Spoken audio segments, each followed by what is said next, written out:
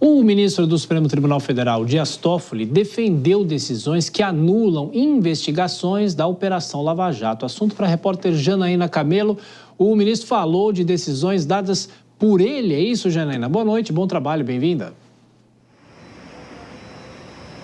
Boa noite, Thiago. Boa noite a todos que nos assistem. Pois é, o ministro ele fez uma clara referência a essas decisões monocráticas, né, que ele deu aí, anulando pedidos de investigação no âmbito da Operação Lava Jato. Essa declaração dele aconteceu durante a sessão da segunda turma, que aconteceu ontem, no julgamento da segunda turma, da qual ele faz parte, né, e no julgamento aí que estava exatamente discutindo aí qual o papel do Ministério Público, do Judiciário aí nas investigações em ações penais sobre lavagem de dinheiro. E aí o ministro ele disse que todas as decisões dele foram aí para garantir o direito à ampla defesa, e aí ele criticou o que ele chamou de erros do Estado. Vamos ouvir o que o ministro disse. Nós fazemos isso com muita tristeza, porque é o Estado que andou errado. O Estado investigador e o Estado acusador. E o Estado juiz está exatamente para colocar os freios e contrapesos e garantir aquilo que a Constituição dá ao cidadão, que é a plenitude da defesa. Todos nós sabemos onde levou a ausência de plenitude de defesa. Como se deram processos feitos de uma maneira incorreta e ilegal. E aí o ministro ele afirmou que, embora todas essas decisões que concederam anulações aí de processo, houve várias outras aí onde ele negou pedidos. Segundo ele, mais de 140 pedidos de nulidade de pessoas condenadas na Lava Jato que se disseram aí prejudicadas por provas que chegaram ao sistema sem um devido respaldo legal. Só lembrando que a decisão do ministro no ano passado, que acabou gerando um efeito cascata, né? Aquela decisão ali onde ele anulou todas as provas do acordo de leniência com a Odebrecht. E aí depois vieram várias outras decisões monocráticas na sequência, só para citar duas aí muito importantes, por exemplo, do empresário Marcelo Odebrecht, né? O ministro ele anulou todas as acusações contra ele, pediu o trancamento dos processos contra o empresário e também do empresário Léo Pinheiro, que é o ex-presidente da OAS, né? Inclusive foi um dos principais delatores aí da Lava Jato, e o ministro Dias Toffoli também aí anulou todas as condenações contra ele. Thiago. E no Supremo, uma frase chamou a atenção. A frase é a seguinte: hoje nos reconciliamos e nos tornamos grandes amigos. Janaína, quem são os envolvidos nesta declaração?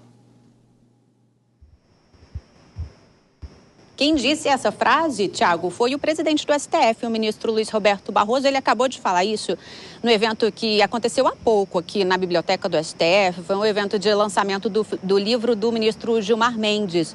E aí ele se referiu ao ministro Gilmar Mendes, só para falar o nome desse livro aí, Controle de Constitucionalidade, Aspectos Jurídicos e Políticos. Foi o livro que o ministro lançou hoje, com presença de diversas autoridades. E aí o ministro do STF se referiu ao ministro Gilmar Mendes durante o seu discurso ali, né, parabenizando.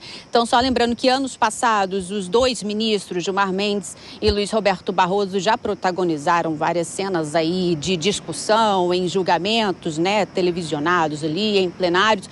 Um que ficou muito conhecido foi no julgamento em 2018, onde o ministro Gilmar Mendes disse que os ministros estavam fazendo manobras aí para votar aí em pautas de seus próprios interesses, e aí se referindo a um voto, por exemplo, do ministro Luiz Roberto Barroso, que na ocasião acabou respondendo com aquela frase que ficou famosa, abre aspas, me deixa de fora desse seu mau sentimento, você é uma pessoa horrível, uma mistura do mal com atraso e pitadas de psicopatia, fecha aspas. E aí hoje, nesse evento, então, anos depois, né, o ministro ele disse a seguinte frase: a vida já me afastou e já me aproximou do Gilmar, hoje somos amigos reconciliados, queridos amigos. Thiago. Pois é, você lembrou bem essa frase de 2018, teve uma grande repercussão. Janaína Camelo com os destaques do Judiciário. Bom trabalho. O STF também colocou em julgamento um recurso do Google contra a decisão do STJ, que autorizou a quebra de sigilo de dados de pessoas que fizeram buscas sobre a ex-vereadora Marielle Franco, dias antes do assassinato. O recurso tem repercussão geral após os votos do relator Alexandre de Moraes e de Cristiano Luciano Zanin. O ministro André Mendonça pediu vista e suspendeu a análise. Um pouco antes, porém, os ministros Alexandre de Moraes e Flávio Dino tiveram um momento de descontração com direito a uma piada. Acompanhe. Acho que eu estou sendo grampeado porque eu falei que queria comprar um carro vermelho, nunca mais parei de receber propaganda desse tipo de carro da cor vermelha. Óbvio, a partir da primeira consulta no Google que você faz de carro vermelho, os algoritmos depois vão mandar tudo para você sobre isso. Ministro Alexandre, é porque carro vermelho já é suspeito mesmo. Então, eu obviamente, em virtude do meu comunismo, eu só consulto o carro vermelho, gravata vermelha, terno vermelho é meio cafona, então, esse não. Mas é isso que ocorre. Kobayashi, no meio dessa discussão veio a palavra comunismo, carro vermelho, os ministros do Supremo nesse momento de descontração. Como é que a sociedade reage a isso e avalia isso? A gente está vendo primeiro uma reconciliação entre dois ministros que antes brigavam, agora uma brincadeira entre outros dois ministros. Parece que o clima está bom no STF, né?